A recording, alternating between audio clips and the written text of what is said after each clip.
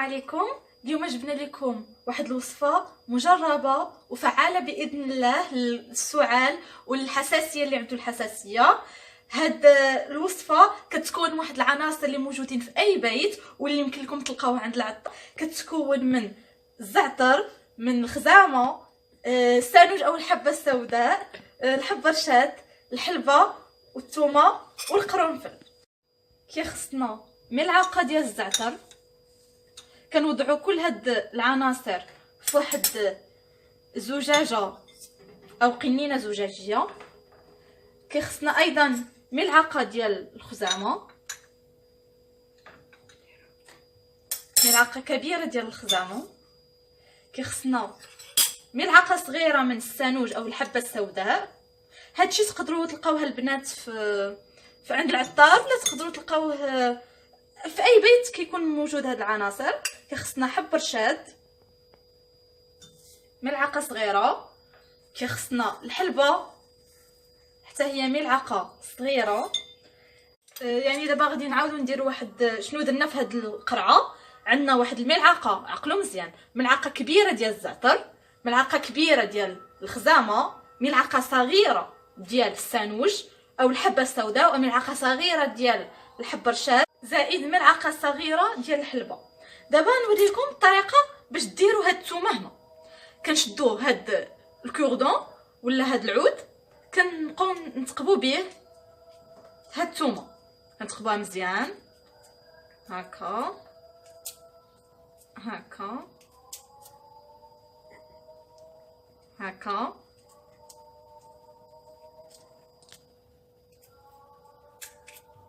وكنديروها، كنديروا 3 ديال الفصوص ديال الثوم.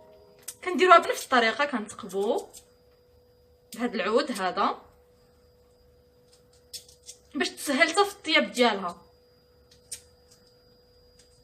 كنتقبوها بحال هكا، 3 ديال الفصوص ديال الثوم بلا ما نقشروها بلا ما والو. كنخليوها هكاك، ها كنتقبوها وصافي.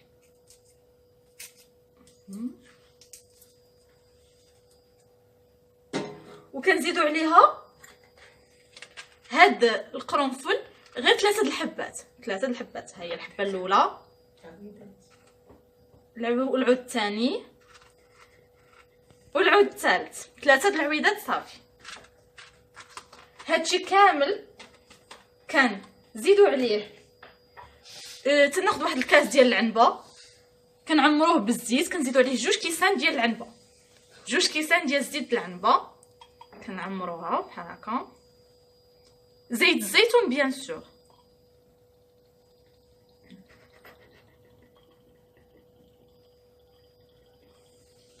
من بعد ما درنا هاد العناصر كامله في هاد القنينه، قلت لكم الكيسان ديال، انا درت كيسان تيشبهوا العنبه. المهم كيسان بحال هكا ولا كيسان د العنبه خصكم ديروهم البنات مملوئين بالزيت، مملوئين عامرين. من بعد ما درنا هاد العناصر كلهم كيتكون لينا هاد الخليط.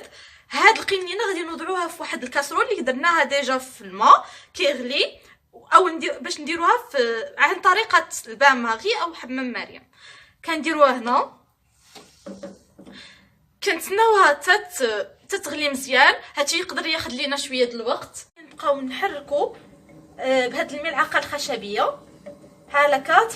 خصنا نحركو تحريك مستمر بحال هكا باش يمتزج الخليط.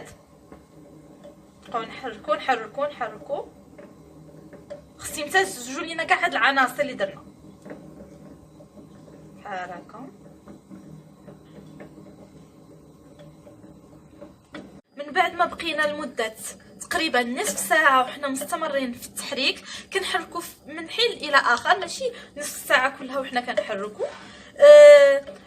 كل ما طولت المده كل ما امتزجوا لنا هاد العناصر مزيان. يعني باش نعرفوها راه طابت، كنشوفوا هاد الثومه شويه، كنجربوها بالموس بحال هكا، كنلقاوها راه شويه بحال الهرات صافي، كنعرفوها شويه طابت.